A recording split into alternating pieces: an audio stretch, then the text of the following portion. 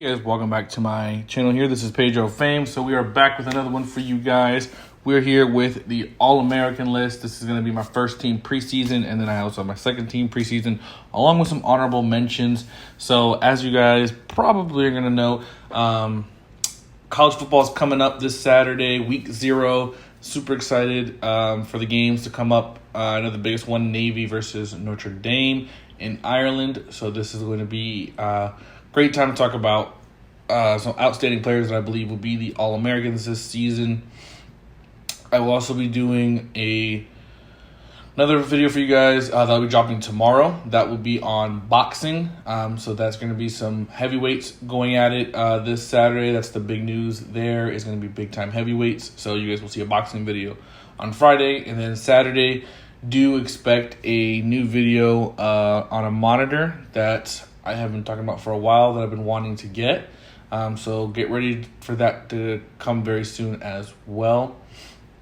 But let's go ahead and get into it. So for at quarterback position, we have Caleb Williams. I don't think anybody should be shocked by that. I think he's an absolute stud, and I do think he is worth all the hype. And as you can see, this list typically is actually senior laden, but this is actually going to be a junior's year of class. We only have 3 seniors on the list this year, so this is going to be very interesting to see who ends up being All-Americans, because it could be very heavy junior laden. It could be all junior laden for all we know, or maybe even a potential sophomore in Kelvin Banks.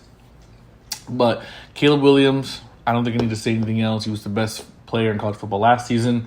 He's going to be the same this season. At running back is actually going to be a surpriser at Trevion Henderson. He had a great fall camp. He's finally healthy.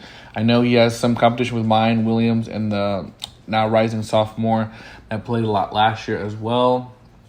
But I think he will absolutely dominate this season and prove that he is a top 3 back for this upcoming draft. And I do think he's going to be leaving right after this season as well, just because he has so much competition behind him coming in that it just makes more sense for him to leave and go ahead and get his highest draft stock, which I believe is first or second round. I absolutely love Trevion Henderson. I loved him when his freshman year happened. Sophomore year, like I said, he was hurt. But then this year, back to being healthy, I think he will be another great player. And speaking of Ohio State, the best wide receiver in the nation also resides in Ohio State, and that is Marvin Harrison. And I spelled his name wrong, and I see that. Sorry about that, guys. Harrison, and then obviously Junior, because his dad was a Hall of Famer for the Indianapolis Colts, was a phenomenal player. But Marvin Harrison Jr. is much bigger than his dad in terms of weight and size-wise. Not really in terms of height or anything. They're about, I think, around the same, but absolute amazing specimen. Can absolutely beat you with his catch radius, his speed, or his ability to win jump balls as well, and also create separation. So he's a full total package. I absolutely love him and do believe he will be a top 5 pick in the upcoming draft. Another player that I believe will be going into the NFL draft and will be highly drafted in the top 20 picks, Xavier Worthy out of Texas University. I know this is a little controversial detailing, because there are other players on his team that are really good as well, A.D. Mitchell being his number 1 nemesis to this All-American list, along with Isaiah Nayor, along with Jordan Whittington, and then obviously the freshman Johnny Cooks. That's going to be a pretty great wide receiver room for Quinn Ewers to throw to. Speaking of Quinn Ewers, you're going to see him later on in my mentions list. So he's definitely going to be someone that's going to be very impactful, and I really love their offensive line with Kelvin Banks.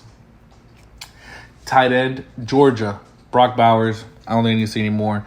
He won the Mackey Award last season. He could technically win the Mackey Award every season he plays, because he's that dang good at tight end, and he is worth it at every stop he's been at. When it comes to every game, he always shows up, and he's always a big-time player in it. At left tackle, I have Joe Alt, Notre Dame Jr., stud tackle.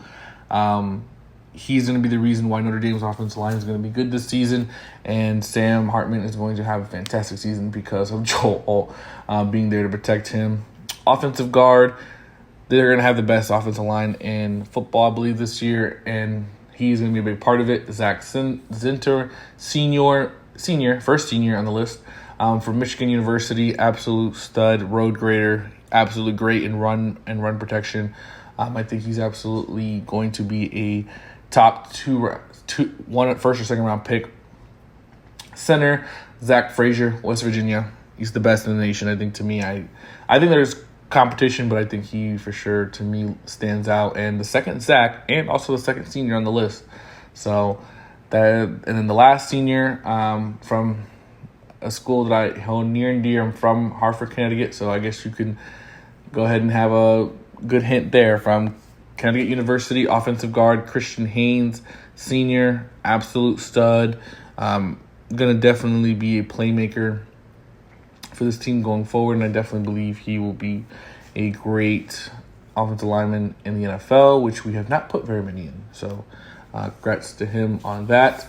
Alabama, offensive tackle, J.C. Latham Jr., a stud. He's absolute stud written all over him. And I do think he's going to be pivotal along with Proctor on the offensive line. And I do see Alabama having a top 3 offensive line in all of college football. So second team, I didn't have any offensive linemen or anything like that. I wanted to keep it strictly quarterback, running back, wide receiver, tight end. So you're going to see a lot of those. But in my second team, I have Drake May. I don't think it's really that close with him and anybody else. Maybe Quinn Ewers, which is in my honorable mentions. But I think Drake May, UNC, phenomenal last season, is going to be in the Heisman running this season, and is a phenomenal player that runs and throws the football and will be a top 3 draft pick. Running back, Devin Singleton. What else could I say about this guy? He is a stud running back. It was really hard for me for my second team All-American because him and Quinshon Judkins, who was the person I put there originally, and then Raiders put Devin Singleton.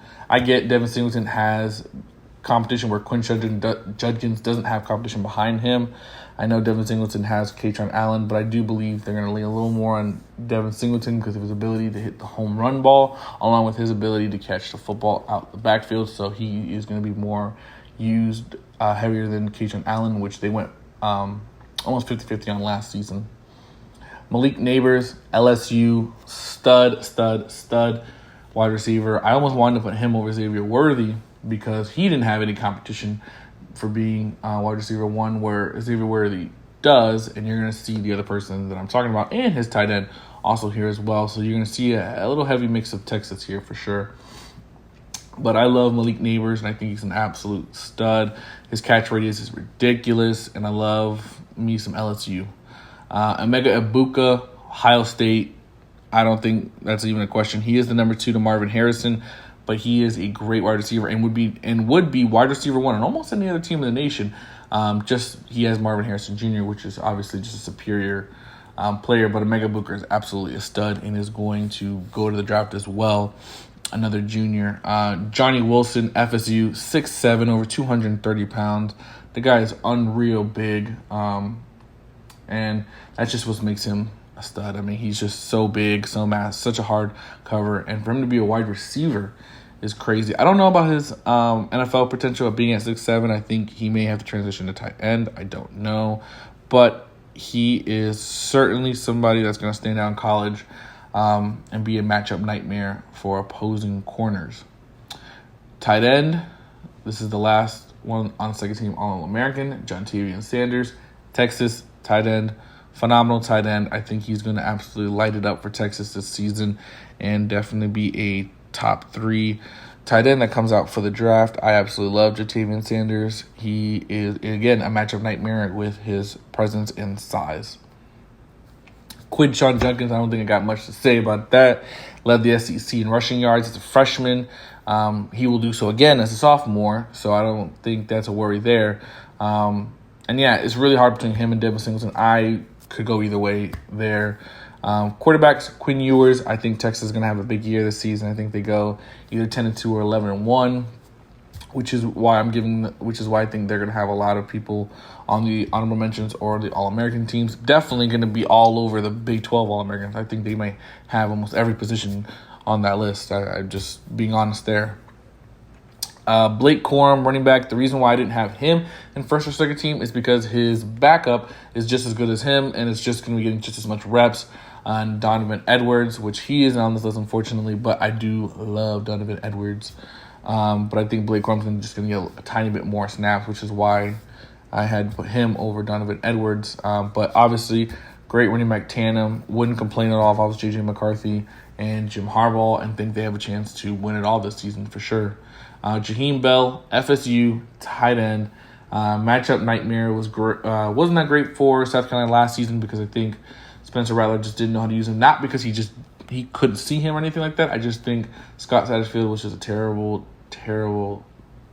Marcus Satterfield was a terrible offensive coordinator. I'm glad he went to Nebraska, let him go up there because Spencer Rattler needed somebody who can actually freaking coordinate. And I think that just sucked that he lost Jaheim Bell, especially when he had Juice Wells that he could have had a good two-headed monster with. Brian Nesbitt, UNC's tight end. I think that is who Drake May is going to lean on heavily without Josh Downs. I think he definitely needs to find his safety blanket, and I think that will be Brian Nesbitt. And I do see Brian Nesbitt being the 600 to 800 yard range this season for sure. Washington, two Washington Huskies are going to be here, but first one, Romeo Dunze, even though I love his running mate, maybe a little more than him, but I do think Michael Penix Jr., who's also on the list, we'll throw it a little more to Romeo, who had an outstanding breakout season last season, coming back for his senior season, along with Michael to try to run it back and see if they can get to the playoffs. And last year, the Pac-12 for Washington. Wide receiver, A.D. Mitchell, Texas University. I told you there was going to be somebody else that's going to compete with David Worthy, and that is A.D. Mitchell. Phenomenal wide receiver. Definitely somebody who played a pivotal role in both national championships for Georgia. Last season, the season before, he caught a pivotal touchdown in each one of those. So, as you can tell, he's definitely somebody that's going to give fits to the Big 12 and coming back home to the Texas. Michael Penix, like I talked about earlier, Washington coming back to try to lead the Huskies to the playoffs and show another season of him being removed from injury and try to potentially slide into the first or second round of the NFL draft. Running back Raheem Sanders, stud for Arkansas. Him and KJ Jefferson are going to be the best quarterback, running back running tandem in the NFL in college football. And I think it's definitely going to be fun to see Arkansas's rushing attack against SEC defenses and see how they hold up to those two big bruisers. Cade Stover, Ohio State tight end. I absolutely love him. I do think it's going to be a little hard for him to get the ball seeing as how deep Ohio State's wide receiver room is, but I do think he is an absolute stud and will get the ball because he will be open enough because you have to cover double Marvin and put somebody on a Mega Ibuka, and you're going to have to see if you can find a linebacker or somebody to slide over when Trevion gets on the field for a pass. So it's going to be tough, and I think Cade Stover is definitely going to be somebody who's going to be big time there. So that's going to be it here for the video for you guys. Hope you guys enjoyed. Like I said, next video tomorrow, look out for it. Big time heavyweights are going to be boxing, so I'm definitely going to be on that. And then Saturday, we have finally big time news on a monitor that I may or may not be getting for you guys. And I'll talk to you guys more on when I get to that video. But make sure to like, subscribe, hit the notification bell, and I will see you guys in the next one. Thank you guys for watching my latest video. Make sure to like, subscribe, and hit the notification bell, and I'll see you guys in the next one. Peace.